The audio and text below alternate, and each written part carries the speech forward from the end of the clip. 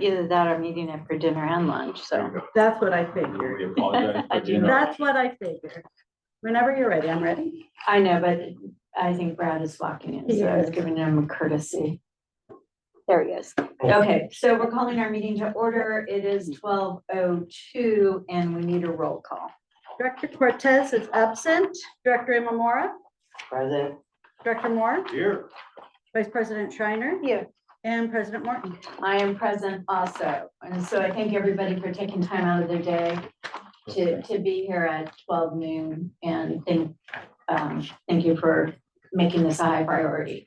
So the action item is to receive a presentation on the 2024 amended 5-year rate study and consider adoption of a resolution to approve the amended 2024 5-year rate study and reauthorize the approval to send the Prop 218.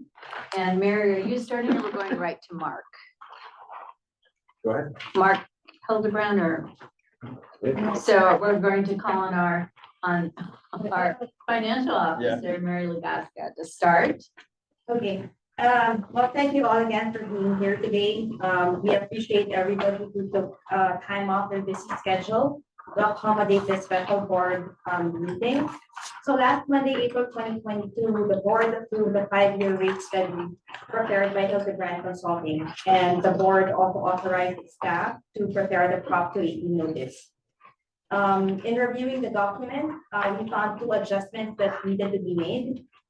Very minor adjustments, but in the spirit of transparency and accountability, we asked the board today to approve the revised 5-year rate study and reauthorize the Prop 218 notice with the minor adjustments.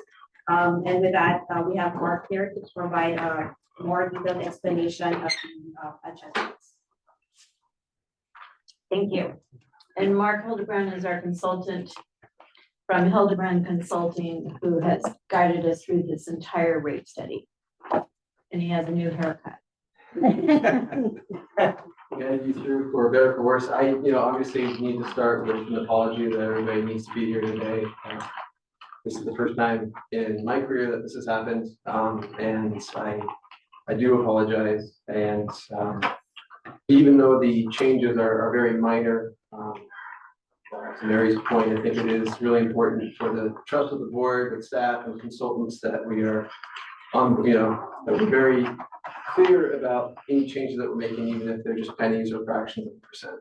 So, after we met last week, we did, and as I was finalizing the documents, there were 2 things that were pointed out that needed to be addressed. So the assumed interest earnings on invested reserves for marina water only was corrected. So we wanted to be consistent between the different cost centers, and in that particular model, the percentage that we were assuming hadn't gotten updated, and so it was giving different results. And then the 6-inch recycled water meters charge was corrected, and I'll explain in detail both of them. So the interest earnings correction was that during the study, in discussion with staff, we looked at historical interest earnings on reserves. And we had been looking at different percentages because there's a difference in the interest earnings that was achieved between the cost centers, because it just depends on how much of their reserves were invested. And so they just had slightly different differences between them. And so we eventually settled on 0.75, but at one point it was 1.3% that we were considering. And as I mentioned, I updated that in all the cost centers and somehow missed it in Marina Co. So as I was going through the model, I saw that and realized that we really didn't want to have a different assumption for one, even though 1.3% is a perfectly fine assumption as well. In fact, it's the 0.75 is very conservative. We're hoping that in this era of higher interest rates, that the interest earnings will actually be in excess of 1% consistently, but it's also not a guaranteed source of revenue, and so we chose to be conservative in our assumption. So 1 point, I would have been perfectly fine with 1.3 had it been in isolation, but because we wanted to be consistent between the cost centers, we went ahead and made that adjustment. So It actually did not change the overall revenue increase, so it's a 20% rate increase for marine and water. By bringing it down, it didn't change that recommendation. And it didn't really move the needle at all in long-term financial planning because it's such a small source of revenue. But what it did do is that when the revenues went into the cost of service analysis, which is where you put the different buckets of dollars and different functions within the cost center, it slightly shifted the amount of revenue that was being credited to fixed revenue versus variable revenue. So a few pennies went one way, a few pennies went the other direction. It was a net zero impact, but it did change things slightly. And so you can see that this is the cash flow reserve. And if you compare this to what was shown last week, you need a microscope to see the difference in the lines. So very, very similar. $17,000, 0.15% difference in revenue per year. But here is the changes in the rates. You can see tier 1 and tier 2 rates go down by a penny. And the uniform rate goes down by a penny. And then some of these fixed monthly surcharges go up by pennies for the smallest meters. But as you get to these large $5,000 meters, it is dollars at that point. But still 0.3% increase, worst case. These two things offset each other because the negatives and the consumption charge will offset the positives in the service charge. So if we go to the bill impact, you can see that the change in the bill, the second to last column, would be 4 pennies for a low water user, single family. It would be 1 penny for your average customer, which is the vast majority of customers will see a 1 penny difference. And then there are actually some customers with larger meters that will actually see a larger a decrease in their bill of up to $2.89 in this example. So yeah, the bill impacts are quite small. You can see fractions of a percent changes. And then on the recycled water rate, much less complicated. In this case, we didn't do a cost of service analysis on recycled water because that study was done so recently that it didn't need to be updated. We were really just updating the existing rates by a set percentage. And when I entered the list of meter sizes and the current rates, I was off by $1 for the 6-inch meter. I had typed in 1,446 instead of 1,445. And that resulted in a slight overcharge of about $1 per month, which needed to be fixed as well. May I ask a question on that slide? Oops, yeah. So you corrected the top line, the red, you have a line through it. So the current is 1446.95 and 6-inch meter. That was what you said you typed in. That was prior. What I'm asking is just more about this. July 1, 2024, it was the exact same amount. When you corrected it now, you say it's 1445.95, but in July 1, it's higher. Why would that be? If we're only changing that you had a typo for all intents and purposes, Right. Well, why does column 1, all the columns change? Yeah, that is another typo. It looks like it was offset. If you move all the numbers over to the left, that 1519.3, that's under. So the 1518.25 should be under 2025.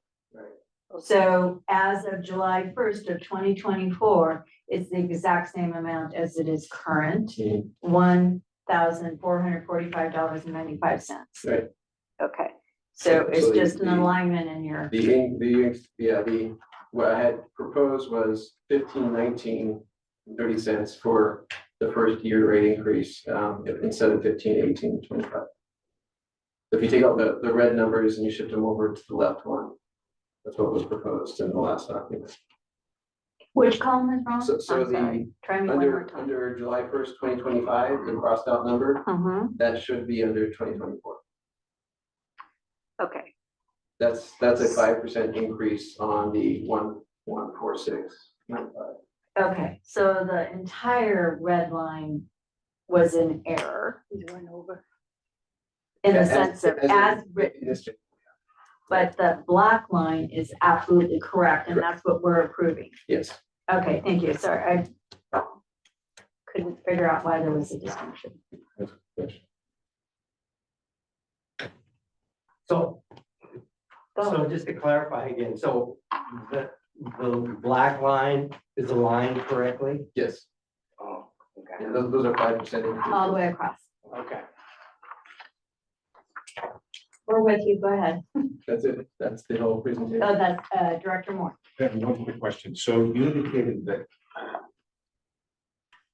one of our cost centers, you didn't get the assumption about interest on reserves. Yeah. Changed to the lower assumption. But you also indicated, so the assumption we're now using is 0.75%. Correct. But we know that Mary's doing a great job with money that we have in reserves and in various funds. And current interest rates are 4 or 5%, 3, 4, 5% arena. So we might do better. Mhm. But you also indicated that even doing better probably means some more revenue, but in the grand scheme of our budget, not a huge amount of additional revenue. That's right. But does it also mean that as we go forward, assuming that this new set of rates is ultimately approved by the board at the end of this Prop 218 process, going forward, that gives us the maximums each year for rates we can charge. But if our revenues are better than expected, maybe we don't go to the maximum. Once a year, you come back to the board and either we don't go to the new maximum from the Prop 218 study, or of course, there could be some emergency that's cropped up, or inflation could have hit us, or maybe we make a decision about accelerating some capital improvement. Are those essentially all relatively accurate statements about where we might go through this 5-year process? Absolutely. The one that you left out is interest declines. Well, in our reserve revenue, Which is remember, why we're we- burning down our reserves. So we're Good not gonna point. have the $30 to $31 million war chest that we have. Right, right. Yeah, part of the reason that the interest rates had such a small impact is because your reserves are quite low right now. And so even a big percentage of a small number doesn't yield too much, but Small number. yeah, as you start to build your reserves, the impact of all the efforts that your staff has made to get better interest returns will start to be felt, but it'll be a couple of years before you get to that. Vice President Sharon? I have a question that's really for, consideration of the public and how this process works. Not a question of your character, but how are you handling this correction financially? Are we gonna be seeing a change order or some kind of amended contract, or how are you, as a consultant, handling this? Right, and I meant to mention earlier, none of my time for today is being charged to the district. I came down here on my own time. And I mean, the amount of work, all the revisions to the reports, none of that time is being charged. I really appreciate that, and thank you for clarifying that. Okay, going to attendees. Nobody has their hand up. If anybody wishes to address the board, now would be the time. No reaction. Brian McCarthy, City Council Member of City Marina, you're in our audience. Any comment? Okay. Any other director comments? I do want to thank the fact that even though this got approved and we kind of thought we put it to bed, the fact that everybody, including you, Mark, was so thorough to go back and catch your errors. The time to come today for that is all about credibility, transparency, and trustworthiness of our work product. So well worth the time, but it's to your credit, Mary and Mark, Rim, I'm sure you had your hand in it too, in making sure that what we did was perfect. So thank you. And with that, we're going to be, oh, Brian, excuse me, I called you Brian. Brad, Imamura Director. Yeah, you know, when I got the packet, for this meeting, you know, I guess we got it Thursday or Thursday, I guess, but, and going over it, I am, to be honest, a little concerned. We've had this previous meetings where we went over it, and again, the assumption was you went over it with a fine tooth comb, and it's good that you got this. But my question is now, can we feel confident going forward? And I know you gave some examples of what the new marina water rates would be, but how does it affect the org rates? You know, in terms of, do we need to make new tables up again? We're gonna have a final meeting in June to finalize the rates going forward. How do we make sure that the ratepayers are, you know, confident that we're not gonna see any other changes going forward? I think the fact that what we got was so small, is a demonstration that, the fine tooth comb has been deployed. And that's all we came up with was pennies of difference to most customers, so, it is a more complicated study than what I typically deal with because of the fact that there's 5 different cost centers and because all of those numbers need to be coordinated with each other. And while it doesn't, that's no excuse for, you know, having misses like this. I'd say that was the primary contribution, and based on what I found, I certainly went through a second and third time to make sure there was nothing similar. And to that point, Mary and her staff have done a fantastic job of going through all the documents, and Martin Roush as well. It's all gone through a number of hands with a number of folks. The 218 notice itself was produced by Mountain Roush and Associates, and so I was giving numbers to them, and so they were reviewing the numbers themselves. So it's gone through a number of QC steps, and I feel confident that the numbers now are solid.